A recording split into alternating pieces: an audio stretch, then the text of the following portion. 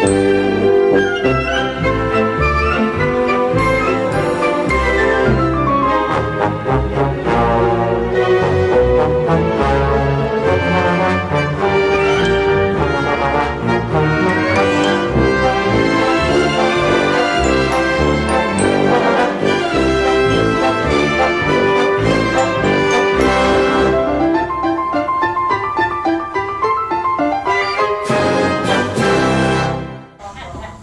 afternoon, everyone, and thank you all sincerely for joining as a community to remember a unique, special, one-off character who was a part of our lives for so long.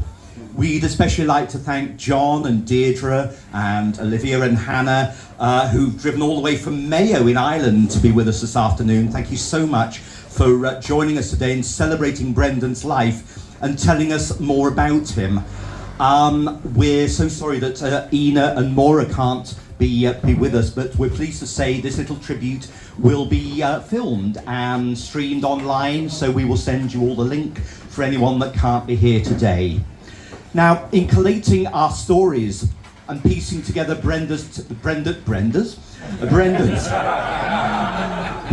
timeline, there's so much more we would wish to know and understand.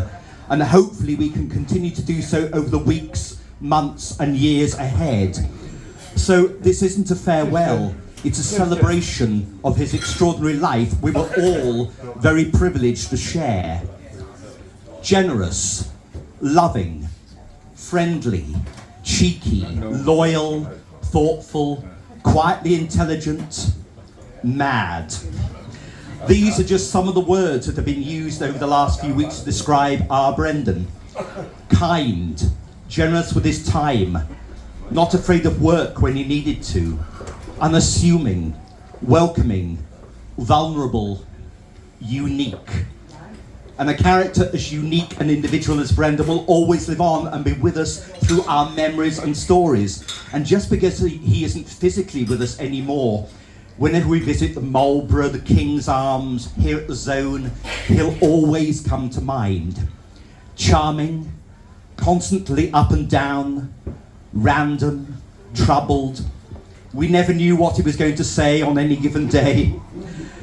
There are parts of his life that he wouldn't want us to dwell on or remember here too much today. But it's important we appreciate how he overcame his personal demons and fears and see the whole view of his life, and how he came to be an integral part of our community.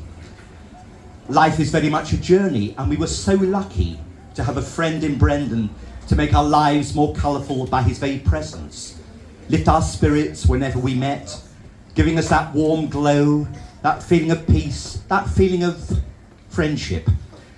To walk into our local and see familiar faces that brighten our day is very special. So let's all be grateful for having Brendan pass through our lives.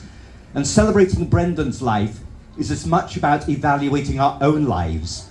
It's all part of that full picture that we've joined here together today to celebrate.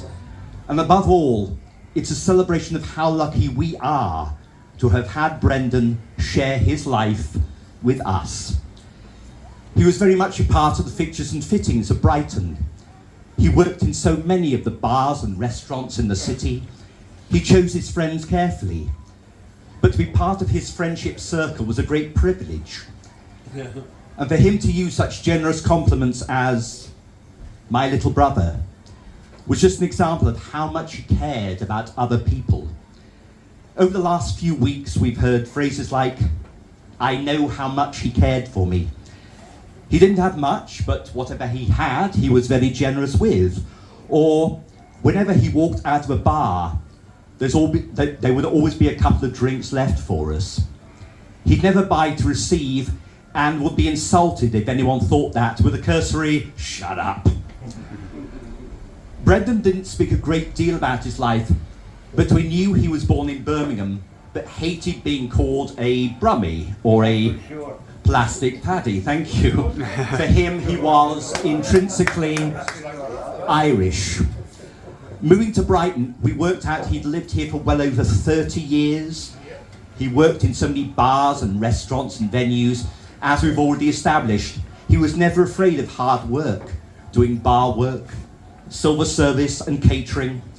We found a letter from Brendan's boss at the Master Mariner in the marina where Brendan worked during 2003. It transpired he'd gone out of his way to help a young girl coping with autism to feel welcome and relaxed. And the letter states, "We were greeted with warm and friendly faces.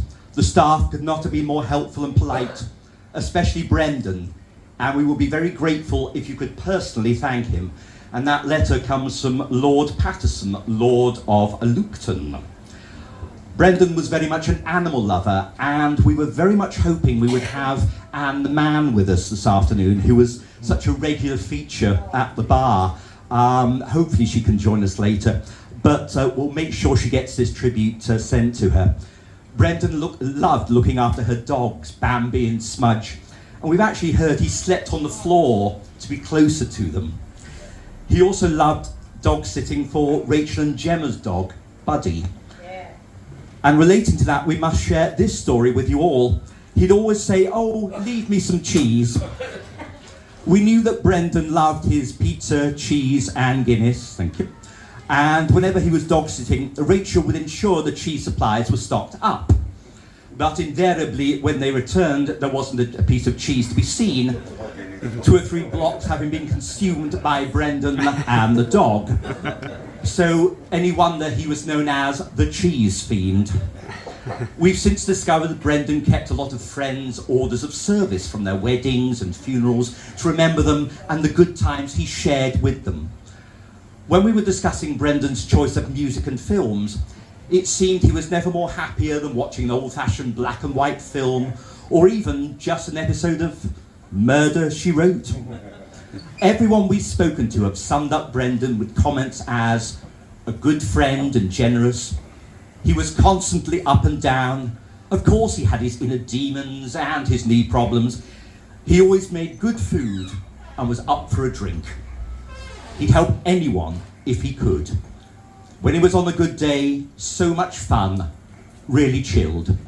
So before we raise a glass together, I'd like to personally thank John, Deirdre, Olivia and Hannah for joining us today, as indeed all of you. People like Miklos, Tommy, Jimmy, who I know were very close to Brendan during lockdown, and everyone who shared their stories of Brendan with us today, because that's how he'll live on, for our memories and stories, and I hope that this afternoon's memories and stories continue well into the afternoon. Thank you to Jamie and Mark for arranging the buffet, and to everyone at the Zone who's helped us arrange this afternoon. I'm going to finish with a very simple reading which I feel sums up our wonderful friend and how we all felt about him. It is in fact the last thing Noel Coward ever wrote. Get your glasses ready. When I have fears, as Keats had fears, of the moment I'll cease to be, I'll console myself with vanished years, remembered laughter, remembered tears, and the peace of the changing sea. When I feel sad, as Keats felt sad, that my life is so nearly done, it gives me comfort to dwell upon remembered friends who have now passed on, and the jokes we had, and the fun. How happy they are, I cannot know, but happy am I, who loved them so. Ladies and gentlemen, to Brendan. To Brendan. Thank you.